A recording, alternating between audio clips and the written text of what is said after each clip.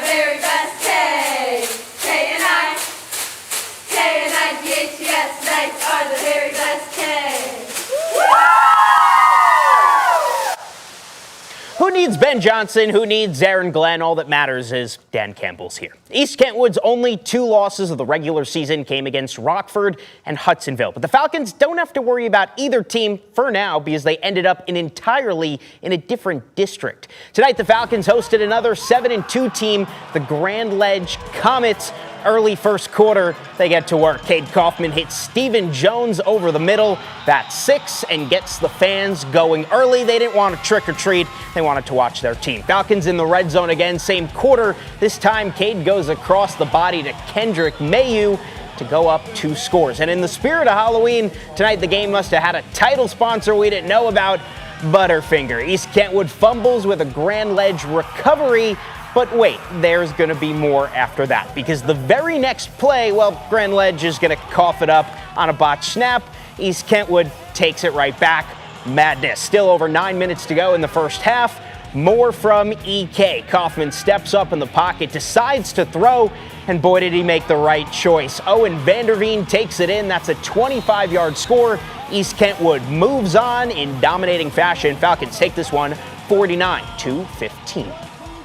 It's been a historic season for Kelloggsville. The Rockets qualified for the playoffs for the first time since 2017. That same year, their season came to an end at the hands of Grand Rapids Catholic Central. We'll give you one guess who the Rockets had to face tonight in their district semifinal game. Late in the first, Catholic Central on the move here. Scoreless game, 3rd and 4. Odin Spencer eludes the pressure, hits the truck stick, and he's going to move the chains for the Cougars. And on the very next play, Kamal Hillard fights his way over the goal line.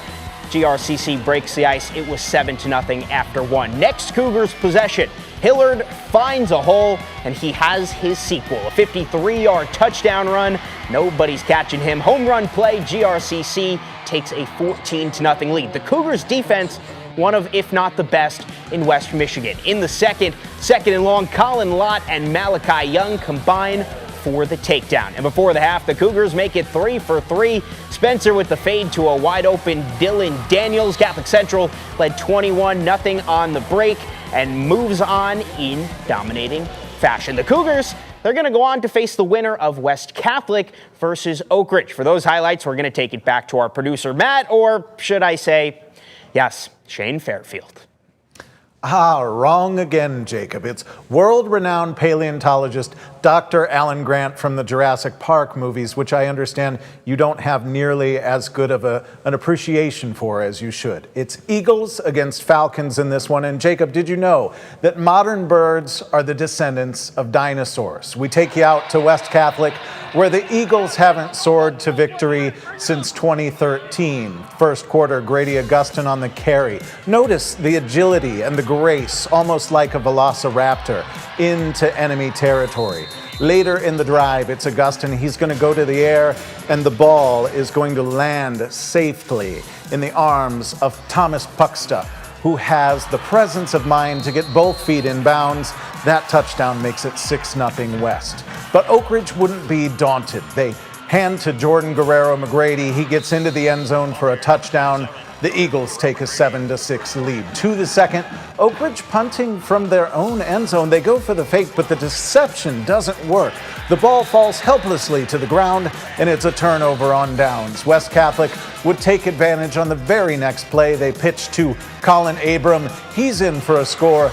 The Falcons would pull away in the second half. They come out on top in this avian battle, 56-7.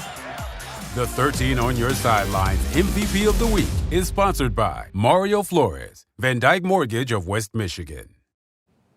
Okay, that Dr. Alan Grant impression takes too much brain power, so I'm just going to go back to my normal voice. Time to find out who is our 13 On Your Sidelines MVP of the week, but first we got to reintroduce you to the nominees. We start with Orchard View quarterback Peyton Babbitt, who threw for 205 yards and ran for 105 more, adding 4 touchdowns along the way. Cardinals came from behind to beat Shelby. Up in Stanton, Central Montcalm quarterback Zane Cooper threw for 397 yards and 5 touchdowns. Hornets hung 60 points on Hart Forest Hills Northern ended their season with a bang, putting up 70 against Northview. Owen Ostapo led the way for the Huskies with 430 rushing yards and 5 touchdowns. And at Oakridge, Jordan Guerrero McGrady, you just heard his name. He had 5 touchdowns and 196 yards on the ground as the Eagles beat North Muskegon. And speaking of Jordan, just when you thought his shot at victory was extinct, he came from behind on the last day of voting with half of the 9,000 votes cast this week. He is your 13 On Your Sidelines MVP of the week. He joins us now with Jacob.